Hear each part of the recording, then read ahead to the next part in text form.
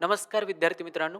केटेचम महाविद्यालय राज्यशास्त्र विभाग आयोजित human rights and human values या सर्व पी जी स्तरावरच्या ॲडिशनल क्रेडिट कोर्ससाठी मी प्राध्यापक गणेश रोडे आपणा सर्वांचं स्वागत करतो.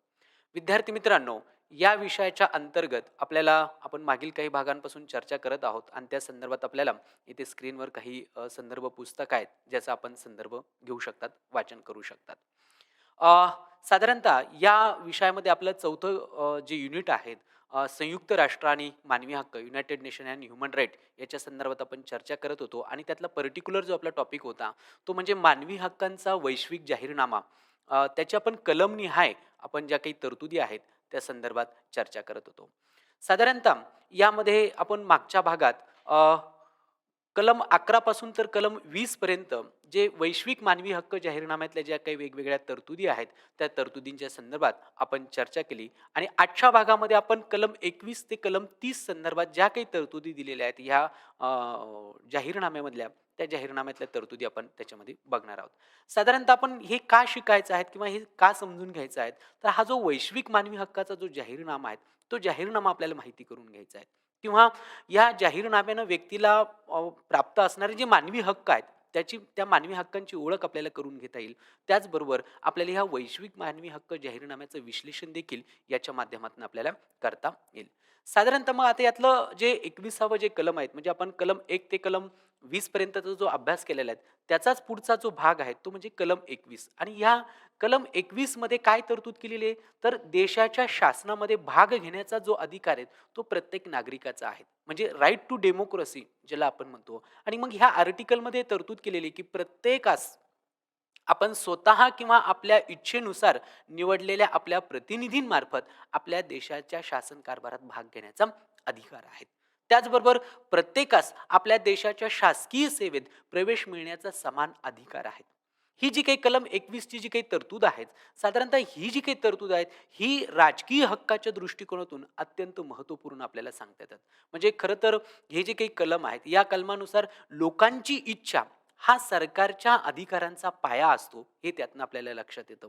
सर्वसाधारण आपल्याला माहिती आहे की अमेरिकेचे जे माजी राष्ट्राध्यक्ष होते अब्राहम लिंकन यांची जी डेमोक्रेसीच्या संदर्भातली जी व्याख्या आहेत काय, लोकांचं लोकांसाठी आणि लोकांद्वारे चालवलेलं शासन.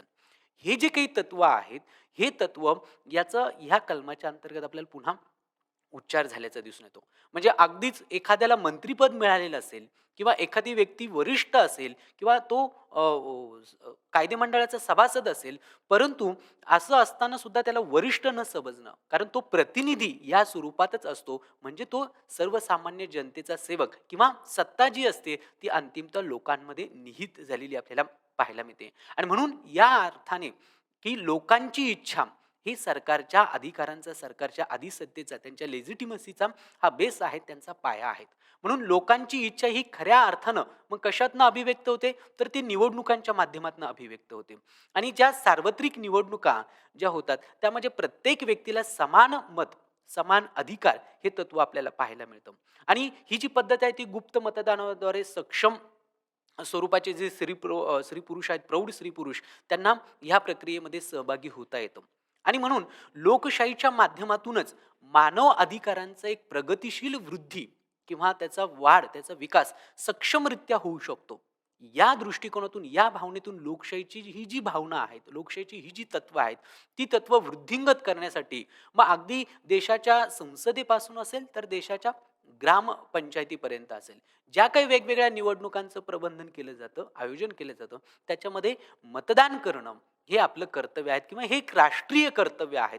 आणि जेव्हा नागरिक त्याचा अंमल करतात, ते बजावतात, तेव्हा याचा अर्थ तिथे आपण लोकशाही ही सक्षम करतो. आणि जर तसं झालं नाही तर अशा ठिकाणी, अशा शासन व्यवस्थांमध्ये, राजकीय व्यवस्थांमध्ये हुकुमशाहीचा धोका निर्माण होऊ शकतो हे आपल्याला त्याच्यामधनं लक्षात येईल. आणि म्हणून देशाच्या शासनामध्ये सहभागी होणं हा प्रत्येक नागरिकाचा, मग तो कुठल्याही राष्ट्राचा असो, हा त्याचा अधिकार आपल्याला सांगता येईल. म्हणजे मध्य युरोपमध्ये राष्ट्रांमधील आता ज्या काही वेगवेगळे आंदोलनं सुरू आहेत तिथे शासनाला त्यांच्या मनमानी कृतीपासून रोखण्याच्या दृष्टिकोनातून ही आंदोलनं आपल्याला त्याच्यामध्ये सांगता येतात. त्याचबरोबर कोणत्याही पद्धतीनं राजकारणामध्ये, राज्यकारभारामध्ये सहभागी घेता येणं हे प्रत्येक व्यक्तीचं कर्तव्य आहे. आणि राजकीय सहभागाच्या ज्या वेगवेगळ्या पातळ्या आहेत त्याच्यामध्ये मतदान करणं ही त्याहीपेक्षा एक सर्वात व्यापक स्तरावरची म्हणजे पिरॅमिडच्या स्तरावर जर म्हटलं तर अगदी शेवटच्या स्तरावर इतकी व्यापक दृष्टीनं त्याचा सहभागाचं एक साधन आहे. आणि देशातील प्रत्येक नागरिकला अशा प्रकारचा सहभाग घेता येतो. परंतु देशातील जी मालमत्ता आहे त्या मालमत्तेचं अप्रत्यक्षपणे आपण त्या देशाचे नागरिक असतो. प्रत्यक्ष जरी आपण म्हटलो की हे माझं आहेत का असा प्रश्न पडत असतो, पण नागरिक या नात्याने ते सर्व काही आपलंच असतं. आणि त्यामुळे ज्यावेळेस आंदोलन होतात, हिंसा होतात, त्यावेळेस अशा प्रकारचं देशाच्या मालमत्तेचं नुकसान न करणं हे प्रत्येक देशातल्या प्रत्येक नागरिकाचं एक कर्तव्य म्हणून आपल्याला त्याच्यामध्ये सांगता येतं. शिवाय देशाच्या व्यवस्थेमध्ये शांततेच्या मार्गाने बदल घडवून आणण्याचं जे तत्व आहे ते लोकशाहीमध्ये आपल्याला पाहायला मिळतं. म्हणजे हे जे काही कलम आहेत, जसं महात्मा गांधीजींनी सांगितलं होतं, की अहिंसेच्या तत्त्वाचं त्यांनी समर्थन केलं होतं आणि अहिंसेच्या तत्त्वाच्या आधारावर आपल्याला कोणत्याही प्रकारचं परिवर्तन, बदल त्याच्यामध्ये घडवून आणता येईल. किंवा जगभर जी शांतता आणि सुव्यवस्था आहे, ती प्रस्थापित करण्यासाठी लोकशाहीच्या पद्धतीनं आपल्याला जावं लागेल. किंवा अगदीच डॉक्टर बाबासाहेब आंबेडकरांची सुद्धा भूमिका तीच होती, की देशामध्ये राजकीय, सामाजिक, आर्थिक परिवर्तन घडवून आणण्यासाठी कुठल्याही रक्ताचा एक थेंबही न सांडवता हे परिवर्तन घडवून आणणं हे केवळ लोकशाहीच्या मार्गाने शक्य होऊ शकतं. आणि म्हणून लोकशाही पद्धतीनं मानव अधिकारांची जाणीव होण्यासाठी ह्या तत्वांचं अनुकरण करणं, त्यांचं समर्थन करणं, त्यांचा पुरस्कार करणं हे त्या दृष्टीनं महत्त्वपूर्ण आपल्याला सांगता येईल. या वैश्विक जाहीरनाम्यातलं 22वा जे काही कलम आहेत, हे जे आर्टिकल आहेत, ते आर्थिक, सामाजिक आणि सांस्कृतिक स्वरूपाच्या हक्कांच्या अधिकारांच्या संदर्भात आहेत. कारण ह्या कलमामध्ये स्पष्ट अशी तरतूद केलेली आहे. काय? की प्रत्येक व्यक्तीला, प्रत्येक समाजाचा एक घटक या नात्यानं सामाजिक सुरक्षितता प्राप्त करून घेण्याचा अधिकार आहे. त्याचबरोबर राष्ट्रीय प्रयत्न असतील, आंतरराष्ट्रीय सहकार्य असेल, यांच्याद्वारे प्रत्येक राष्ट्राच्या व्यवस्थेनुसार आणि साधन संपत्तीनुसार आपल्या प्रतिष्ठेस आणि आपल्या व्यक्तिमत्वाच्या मुक्त अशा विकासासाठी अनिवार्य असलेले जे आर्थिक, सामाजिक, सांस्कृतिक अधिकार आहेत, ते अधिकार संपन्न करण्याचा, ते अधिकार मिळवण्याचा हक्क या 22व्या कलमाच्या अंतर्गत आपल्याला पाहायला मिळतो.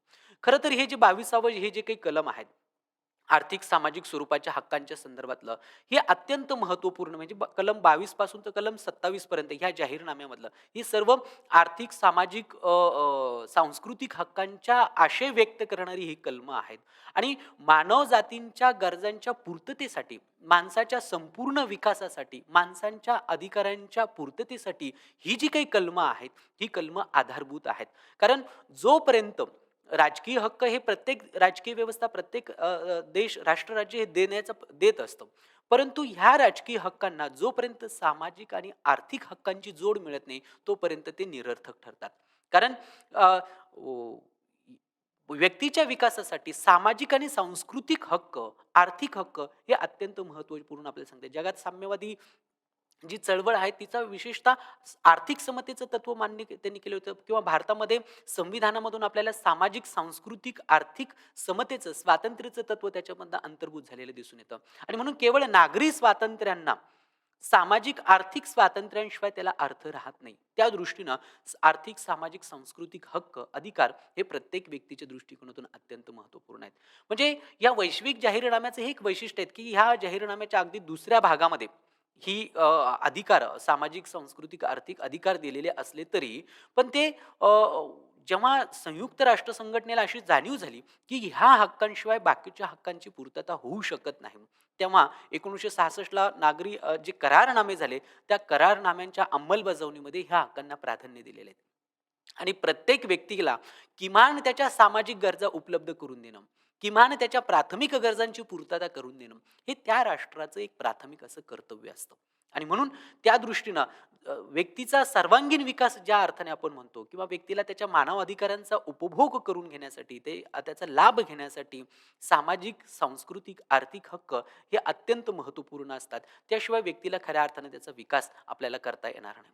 त्यानंतरचं पुढचं जे तरतूद आहे, 23वं जे कलम आहे, ते काम करण्याचा हक्क, राईट टू वर्क या संदर्भातलं हे कलम आपल्याला त्याच्यामध्ये सांगता येतं. आंतरराष्ट्रीय कामगार संघटना, इंटरनॅशनल लेबर ऑर्गनायझेशन जी आहे तिचा या पद्धतीचा हा लोगो आपल्याला त्यामध्ये सांगता येतो. आता हे जे 23वा जे कलम आहेत, प्रत्येक व्यक्तीचा, प्रत्येक माणसाला काम मिळण्याचा, काम करण्याचा हक्क, हे जे काही राइट टू वर्क हे जे काही कलम आहेत, त्याच्यामध्ये काही तरतुदी आहेत. काय तरतूद आहेत?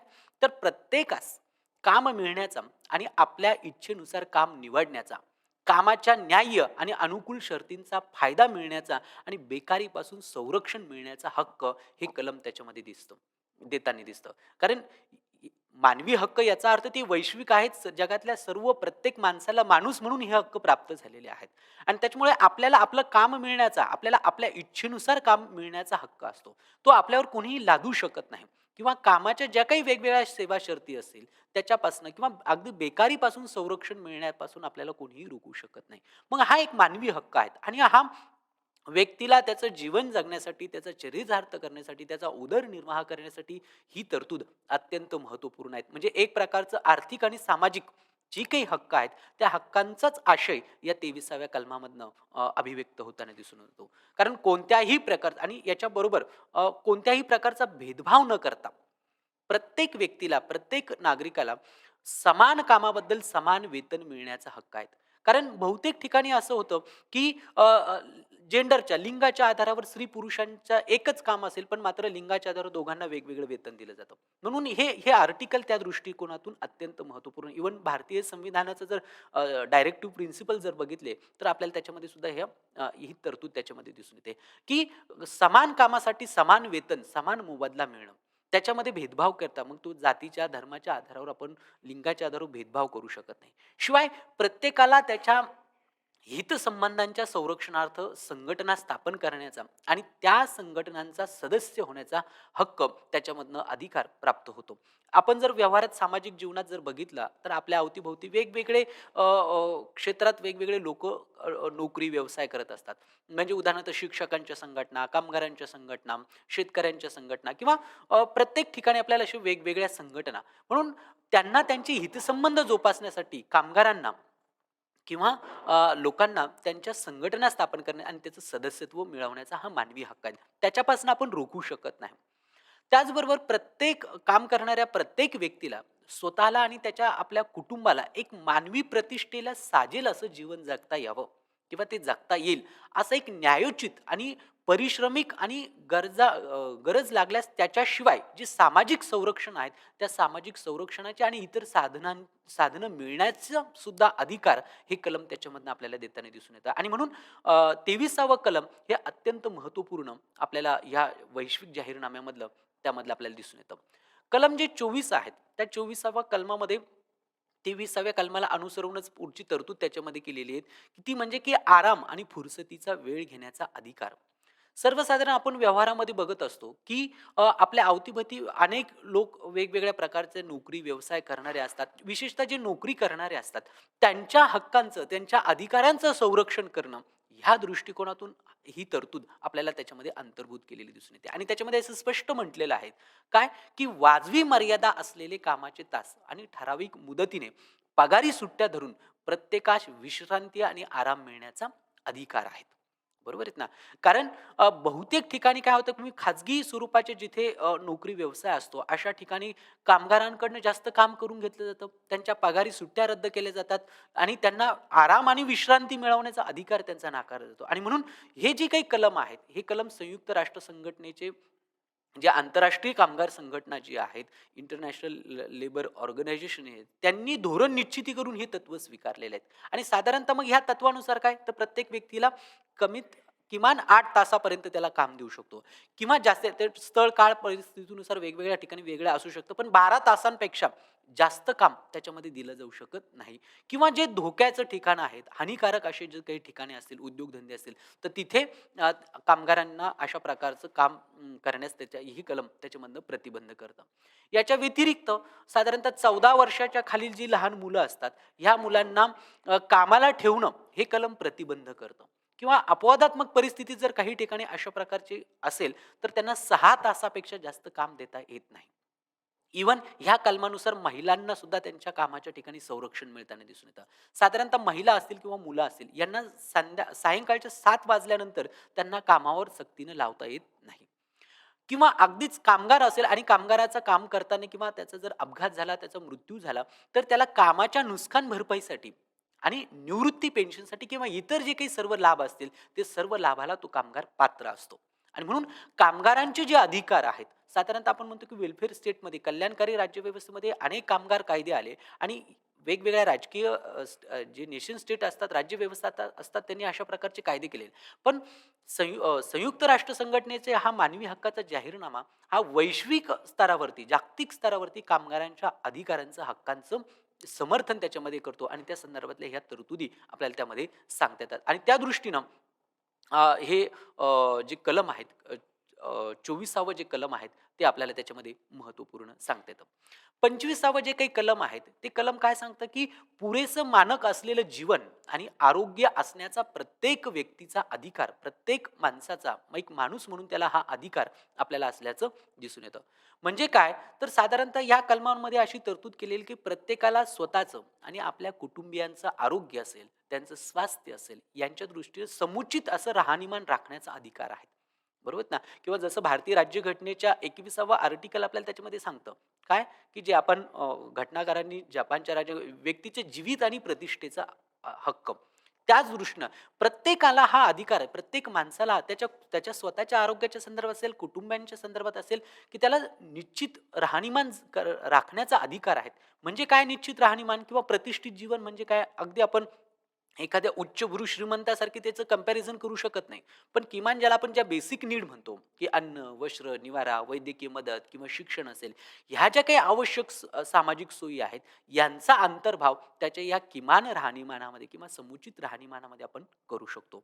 त्याचबरोबर अगदी बेकारी असेल किंवा आजारपण असेल किंवा स्त्री असेल तर तिला आलेलं वैधव्य असेल किंवा वार्धक्य असेल, ह्या काळामुळे बऱ्याचदा काय होतं, की उदरनिर्वाहाचं किंवा साधनं त्यांना अपुरी पडायला लागतात किंवा त्यांची जर अशी विशिष्ट परिस्थिती आली, आवाक्याबाहेरची परिस्थिती जर गेली आणि त्यांच्याकडे दुसरं उत्पन्नाचं कोणतंही साधन नसेल, तर त्यांना सुरक्षितता मिळण्याचा अधिकार हा आहे. आणि हे प्रत्येक राज्याचं कर्तव्य आहे, की अशा अवस्थेमध्ये आपल्या नागरिकांना सुरक्षितता उपलब्ध करून त्यांना एक संरक्षण देणं हा त्याच्यामध्ये भाग आहे. आणि म्हणून आज जर बघितलं तर आपण भारताचं उदाहरण घेतलं तर भारतामध्ये आपल्याला अनेक कल्याणकारी योजना दिसतात.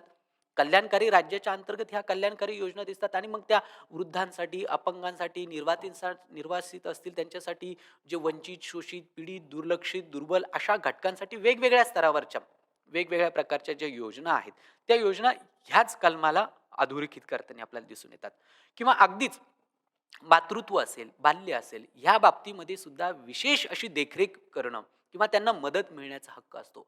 आणि मग सर्व मुलांना मग ही जी सर्व मुलं म्हणजे त्याच्यात सगळ्या प्रकारची आली. मग काही औरस असतील, काही काही अनौरस असतील. अशा मुलांना किंवा मातांना, मातृत्व, बाल्य लोकांना यांना सारख्याच प्रकारचं सामाजिक संरक्षण देणं, ही सुद्धा राज्याची एक महत्त्वपूर्ण जबाबदारी त्याच्यामध्ये आपल्याला सांगता येईल. मग ते बघा आपल्याला अनेक अनेक अनाथालय दिसतात, वृद्धाश्रम दिसतात किंवा या ठिकाणी राहणारी जी काही मुलं असतील, त्यांना सुद्धा तो अधिकार त्याच्यामध्ये प्राप्त होतो आणि तो राज्याने त्याच्यामध्ये उपलब्ध करून द्यावा, असा साधारणतः त्याच्या पाठीमागचा एक आशय आपल्याला सांगता येईल. त्यानंतर सर्वात महत्त्वपूर्ण जो आहे तो कलम 26, ते म्हणजे शिक्षणाचा अधिकार, राइट टू एज्युकेशन. हा वैश्विक मानवी हक्क जाहीरनाम्यातला एक अत्यंत महत्त्वपूर्ण अशी ही तरतूद, ही कलम आपल्याला त्याच्यामध्ये सांगता येतं. आणि ह्या कलमानुसार काय केलेलं आहे, की प्रत्येकास शिक्षण मिळण्याचा अधिकार आहे.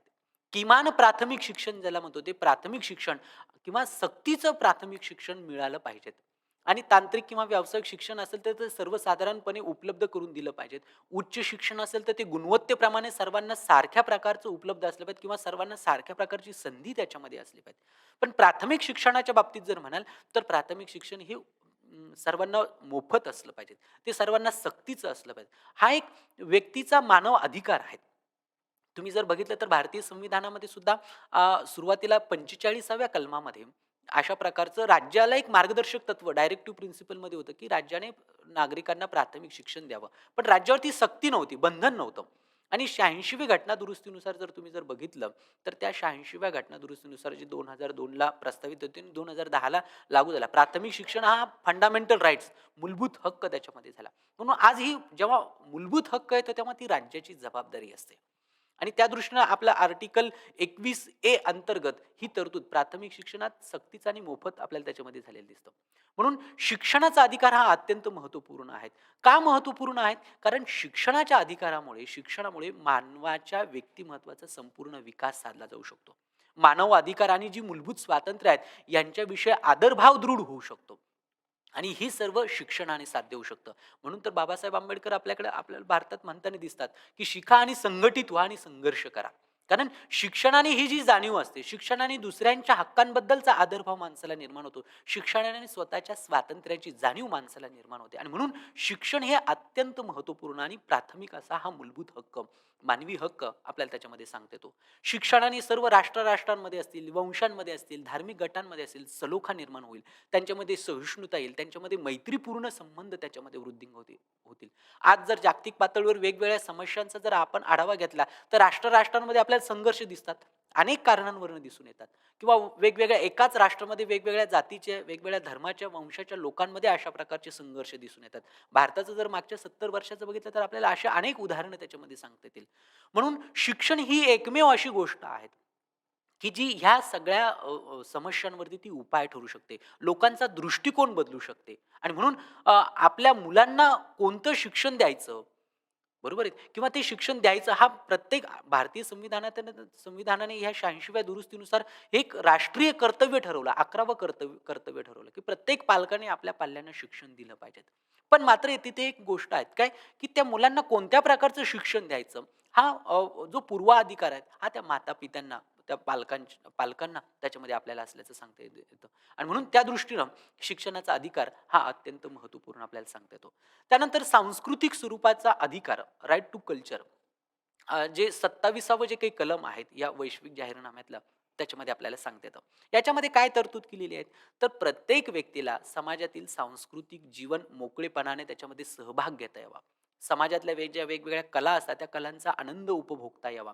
त्याची वैज्ञानिक प्रगती असेल किंवा त्यापासून मिळणारे जे काही फायदे असतील यामध्ये सहभागी होण्याचा अधिकार आहे. इव्हन हीच तरतूद भारतीय संविधानामध्ये जे काही 29वं आणि 30वं जे काही कलम आहेत, अल्पसंख्याकांच्या संदर्भात शैक्षणिक आणि सांस्कृतिक स्वरूपाचे अधिकार आहेत. म्हणून कल्चरल राईट्स हा मानवी हक्कातला अत्यंत एक महत्त्वपूर्ण टप्पा आहे. समाजामध्ये ज्या काही त्यांना मोकळेपणानं जीवन जगता आलं पाहिजे, वेगवेगळ्या कलांचा त्यांना आनंद घेता आला पाहिजे, त्यांना त्यांच्या रूढी परंपरांचं जतन त्यांना करता आलं पाहिजे. त्यांना जे काही फायदे असतील वैज्ञानिक प्रगतीपासून किंवा इतर गोष्टींपासून ते सुद्धा त्यांना मिळवण्याचा अधिकार हे कलम त्याच्यामधनं बहाल करतं. त्याचबरोबर आपण निर्माण केलेल्या कोणत्याही वैज्ञानिक असेल, साहित्यिक असेल किंवा कलात्मक ज्या काही कृती असतील, त्या कृतींपासून निष्पन्न होणारे जे नैतिक किंवा भौतिक हितसंबंध आहेत, ते हितसंबंधांपासून सुद्धा संरक्षण मिळालं पाहिजे. हा सुद्धा प्रत्येकाचा अधिकार आहे. अशा प्रकारची ह्या तरतूद ह्या 27व्या कलमामध्ये केलेले आहेत आणि त्याचा फायदा असा किंवा त्याचा अर्थ असा आपल्याला सांगतील, की विज्ञान तंत्रज्ञानाने आज मानवाची मोठ्या प्रमाणामध्ये प्रगती केली आहे. मानव जातीच्या कल्याणासाठी ही प्रगती कारणीभूत ठरत आहेत आणि जी यापासून जे विज्ञान तंत्रज्ञान धोका निर्माण करेल, त्यात अशा विज्ञान तंत्रज्ञानाला प्रतिबंध करणं हेच सुद्धा ह्या कलमामधनं निर्देशित केलेले आहेत आणि याचा अधिकार युनेस्कोला दिलेला आहे. ह्या कलमातील उद्दिष्ट प्राप्त करण्यासाठी युनेस्कोला अशा प्रकारचे निर्देश त्याच्यामध्ये दिलेले आहेत. म्हणून ज्याच्यापासून माणसाचं जीवन सुखकर होईल, अशा गोष्टींचा, अशा विकासाचा, विज्ञानाचा स्वीकार करणं आणि ज्याच्यापासून प्रतिबंधक किंवा घातक ठरेल, अशाला प्रतिबंध घालणं. मग आज आपण म्हणतो की विज्ञान तंत्रज्ञानाचा इतका विकास झाला की राष्ट्रांमध्ये इतके संघर्ष आपल्याला पाहायला मिळतं किंवा संघर्षाचं किंवा भीतीचं वातावरण त्यांच्यामध्ये पाहायला मिळतं आणि म्हणून अशा स्थितीमध्ये ही जी काही तरतूद आहेत ही त्या दृष्टीनं सबंध जगातील मानवजातीसाठी एक सांस्कृतिक अधिकार कसे असतात या संदर्भातले किंवा त्याचं महत्त्व काय हे निर्देशित करणारी ही तरतूद आपल्याला त्यामध्ये सांगता येते. त्यानंतर कलम जे 28वं आहेत याच्यामध्ये सामाजिक आणि आंतरराष्ट्रीय व्यवस्था, ज्याला सोशल आणि इंटरनॅशनल ऑर्डर म्हणतो, या संदर्भातली तरतूद केलेली आहे आणि त्याच्यामध्ये असं स्पष्ट म्हटलेलं आहे की हा जो वैश्विक मानवी हक्काचा जाहीरनामा आहे, या जाहीरनाम्यातील ग्रंथित केलेले, निश्चित केलेले जे अधिकार आहेत, जे स्वातंत्र्य आहेत, ते पूर्णपणे साध्य करता येतील अशी एक सामाजिक आणि आंतरराष्ट्रीय व्यवस्थेचा प्रत्येकाला अधिकार आहे. कारण प्रत्येक व्यक्तीला जाहीरनाम्यामध्ये दिलेले जेवढे काही मानव अधिकार आहेत, ह्या मानव अधिकारांचं त्यांना उपभोगता येईल, ते त्यांना साध्य करता येईल, याच्यासाठीची एक सामाजिक व्यवस्था लागणार आहे, एक सामाजिक परिस्थिती लागणार आहे, आंतरराष्ट्रीय वातावरण त्यासाठी लागणार आहे आणि त्यासाठी राष्ट्राचं असेल किंवा त्या समाजाचं असेल, त्यांचं ते कर्तव्य त्या दृष्टीनं ठरणार आहेत. साधारणतः ही जी काही तरतूद आहेत, ही आंतरराष्ट्रीय समुदायावर एक प्रकारचं सकारात्मक आणि एक प्रकारचा नकारात्मक स्वरूपाचा प्रभाव त्याच्यामध्ये पाडणार आहेत. सकारात्मक या अर्थानं, की आंतरराष्ट्रीय समुदायाने काय केलं पाहिजे, की लोकांना अशा प्रकारचे हक्क उपभोगता येतील आणि काय करू नयेत याच्या संदर्भातले काही निर्बंध त्याच्यातनं पुढे येताना आपल्याला दिसून येतात आणि म्हणून मानव अधिकारांचं जे काही करार आहे, त्या करारनाम्यांचं जेव्हा पालन केलं जातं किंवा त्यांचं पालन करणं, त्यांचं निरीक्षण करणं, हे प्रत्येक राष्ट्राचं कर्तव्य आहे. म्हणजे त्या राष्ट्रातील नागरिकांना या प्रकारचे अधिकार उपलब्ध करून देणं, ही एक महत्त्वपूर्ण तरतूद हे कलम त्याच्यातनं निर्देशित करताना आपल्याला दिसून येतात. त्यानंतर कलम 29 जे आहेत ते कर्तव्य आणि मर्यादा या संदर्भातलं निर्देशित केलेलं आहे. ड्युटीज आणि लिमिटेशन. साधारणतः आपण नेहमी असं म्हणतो, की हक्क आणि कर्तव्य या एकाच नाण्याच्या 2 बाजू असतात. बरोबर? जिथे हक्क आले, तिथे व्यक्तीला कर्तव्य सुद्धा आले. इव्हन भारतीय संविधानात जरी बघितलं आपण, तर भारतीय संविधानामध्ये घटनाकारांनी सुरुवातीला हक्कांचा उल्लेख केला होता. नंतर 76व्या सॉरी 42व्या घटनादुरुस्तीनुसार 1976 ला काही कर्तव्यांचा समावेश करण्यात आला 51 अ या कलमाअंतर्गत. म्हणजे व्यक्ती जेव्हा हक्काची मागणी करते, तेव्हा तिच्याकडनं कर्तव्यांचं पालन करणं ही रास्त अपेक्षा त्याच्यामध्ये असते आणि म्हणून समाजामध्ये जेव्हा आपण आपल्या व्यक्तिमत्त्वाचा विकास पूर्णपणे आणि निर्भीतपणे करण्यासाठी प्रत्येक व्यक्तीची समाजाप्रती पण काही कर्तव्य आहेत. मी माझे हक्क ज्यावेळेस मागतो, तेव्हा मला दुसऱ्यांच्या हक्कांचं मान ठेवावा लागतो, त्याचा आदर ठेवावा लागतो, त्याचा सन्मान करावा लागतो. मी जर फक्त माझ्याच हक्कांचं बोलत असलो आणि माझ्या हक्कांचं स्वातंत्र्य उपभोगण्यासाठी दुसऱ्यांच्या स्वातंत्र्यावर गर्दा आणत असेल, तर अशा ठिकाणी हक्कांचा उपभोग कोणालाच घेता येणार नाही. म्हणून हक्क जितकी महत्त्वाचे असतात, अधिकार जितके महत्त्वाचे असतात, तितकीच कर्तव्य सुद्धा महत्त्वाची असतात. आपले अधिकार, आपलं स्वातंत्र्य यांचा उपभोग घेताना इतरांच्या अधिकारांना आणि इतरांच्या स्वातंत्र्याने योग्य अशी मान्यता मिळावी. त्यांचा योग्य तो आदर राखला जावा आणि एकूणच लोकशाही समाज व्यवस्थेमध्ये जी नीतिमत्ता आहे, जी नैतिकता आहे, जी सार्वजनिक सुव्यवस्था आहेत, ज्याच्या माध्यमातून लोकांचं कल्याण साधलं जातं, यासंबंधी अशी एक न्याय्य अशी आवश्यक गोष्टी पूर्ण केल्या पाहिजेत आणि ह्याच ह्या हक्कांवरच्या मर्यादा असतात. म्हणून हक्कांवरती मर्यादा हे कर्तव्यांच्या मर्यादा येतात आणि ह्या मर्यादांच्या अधीन राहणं हे प्रत्येकाचं मुख्य कर्तव्य आहे. म्हणून या अधिकार आणि स्वातंत्र्याचा उपभोग कोणत्याही प्रकारे संयुक्त राष्ट्राच्या उद्देशाच्या आणि तत्वांच्या विरुद्ध करता येणार नाही, हे सुद्धा या कलमामधनं निर्देशित केलेलं आहे. म्हणजे आपण आपल्या हक्कांचा उपभोग घेताना इतरांच्या हक्कांचं हनन होणार नाही किंवा त्यांना आपल्यापासून धोका निर्माण होणार नाही किंवा संयुक्त राष्ट्र संघटनेची जी उदात्त त्यांची ध्येय आहेत, जी उद्देश आहेत, त्या तत्वांच्या विरुद्ध जाणार नाही. मग तो व्यक्ती असो, गट असो किंवा राज्य असो, यांच्यावर ह्या मर्यादा आपल्याला येताना दिसून येतात. म्हणून त्या दृष्टिकोनातून हे 29वं कलम महत्वाचं आहे. कलम 30वं जे काही आहे ते म्हणजे अधिकारांचा दुरुपयोग न करणं. कारण बऱ्याचदा असतं की मला हक्क मिळाले आणि मग मी माझ्या हक्कांचा कसाही उपयोग करेल. असं म्हणजे जसं आपण म्हणतो की स्वातंत्र्य म्हणजे स्वैराचार असं सुद्धा काही लोकं अर्थ काढतात. पण तसा होत नाही. म्हणून मला माझ्या अधिकारांचा दुरुपयोग न करणं ही सुद्धा माझ्यावरची एक बंधन आहेत, माझ्यावरचं एक लिमिटेशन आहे. ते माझं कर्तव्य आहे. साधारणतः ह्या कलमामध्ये काय तरतूद केलेली आहेत, तर ह्या जाहीरनामा जो आहे मानवी हक्कांचा, या जाहीरनाम्यामध्ये जे जे काही नमूद केलेले जे अधिकार आहेत, त्या अधिकारांपैकी कोणताही अधिकार आणि कोणतंही स्वातंत्र्य नष्ट करण्याच्या उद्देशानं कोणतीही हालचाल करण्याचा असेल किंवा कोणतंही कृत्य करण्याचा अधिकार हा कोणालाही म्हणजे अगदी एखाद्या राष्ट्राला किंवा राष्ट्रातल्या एखाद्या गटाला किंवा एखाद्या व्यक्तीला ध्वनित होईल अशा रीतीने या जाहीरनाम्यातील मजकुराचा अर्थ लावता येणार नाही. म्हणजे सोयीनुसार अर्थ लावून तो ह्या तत्वांना, ह्या स्वातंत्र्याला, ह्या अधिकाऱ्यांना बाधा पोहोचवणार नाही, या प्रकारचं निर्बंध हे 30वं कलम आपल्याला त्याच्यामध्ये घालताना दिसून येतं. थोडक्यात जसं भारतीय संविधानामध्ये 12 ते 35 हे जे काही प्रकरण आहेत 3 मूलभूत हक्कांचं, त्याच्यामध्ये वेगवेगळे मूलभूत हक्क दिलेले आणि 32व्या कलमाने त्या हक्कांना संरक्षण प्राप्त करून दिलेले.